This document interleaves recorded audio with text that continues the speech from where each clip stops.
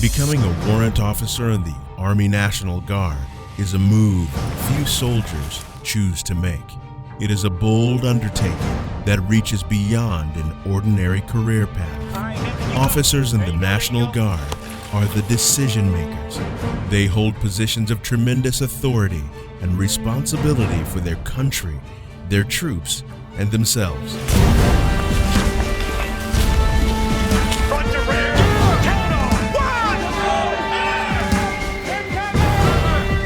The advanced education and training you receive is designed to help you acquire and hone the skills necessary to be a technical expert in your career field and to be a leader in the National Guard.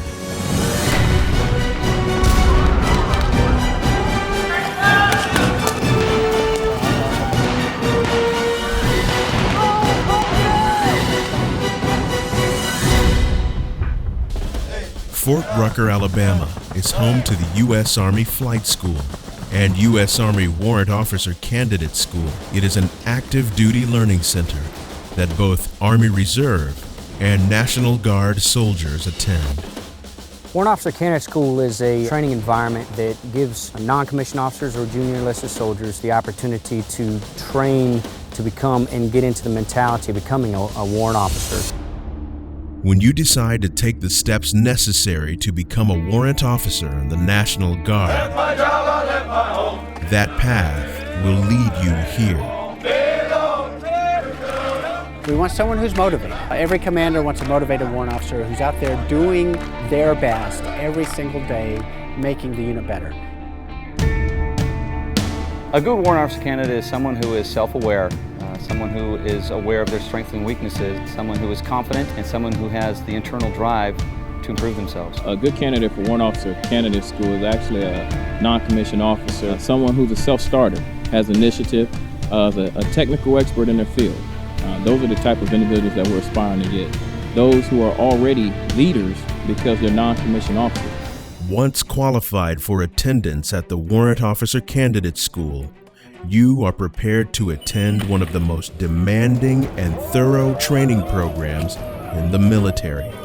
Although all warrant officer candidates have different reasons for attending, they are all seeking the challenge of becoming the best technical experts in their career field. We don't expect you to know everything right off the bat. That's why you come here to focus on that leadership, because that's what the generals and our colonels and our battalion commanders are expecting out of us, to be leaders. We don't expect them to come here to act like a private, because this is not basic training.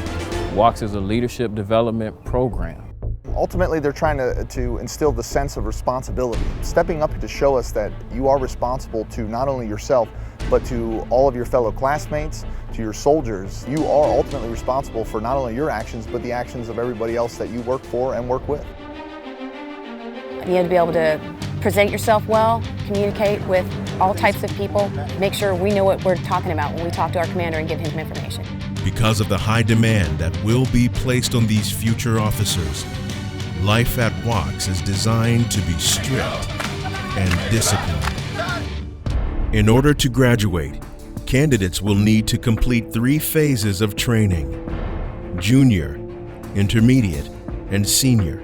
Each phase emphasizes different aspects of leadership and development. You have to bring your A game, you need to run, you need to make sure you do your military exercises to pass the PT test, but also work on endurance, and you really have to be physically fit. You need to be mentally ready. It's college level courses now. It's very important to know that you're going to have to study. They teach you time management. They put you under a lot of stress, time crunch, move it, get it done, make sure you make good decisions no matter how stressed you are.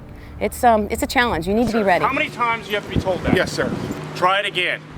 The junior phase of the 6-week course emphasizes candidates' ability to function in a mentally and physically demanding, fluid environment.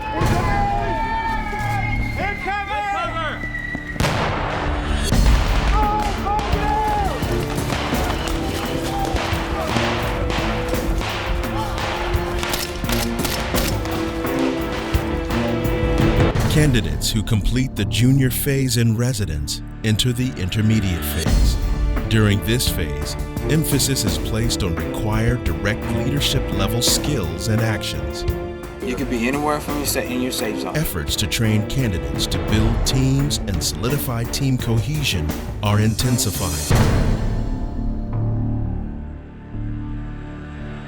The class takes on a unique identity.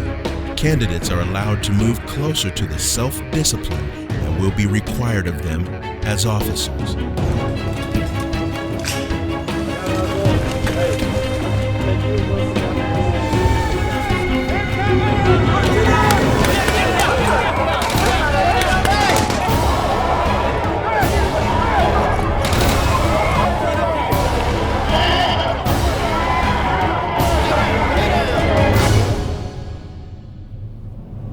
During the senior phase, they have progressively had to do more and more on their own. Now, emphasis is placed on developing candidates' officership and mentorship skills. Be a leader, be an officer, hold the high standards. That's what I'm saying now. You got to make those decisions now that you're going to be a professional officer. You're going to do those things where the enlisted look up to you. You're going to be the expert. Now's the time to make those decisions. I'm going to uphold the Army values. I'm going to be an officer. Have been appointed an officer in the Army of the United States. I'm going to be a professional. Be the expert. You're an officer today. All right, congratulations to all of you. Thank you, sir.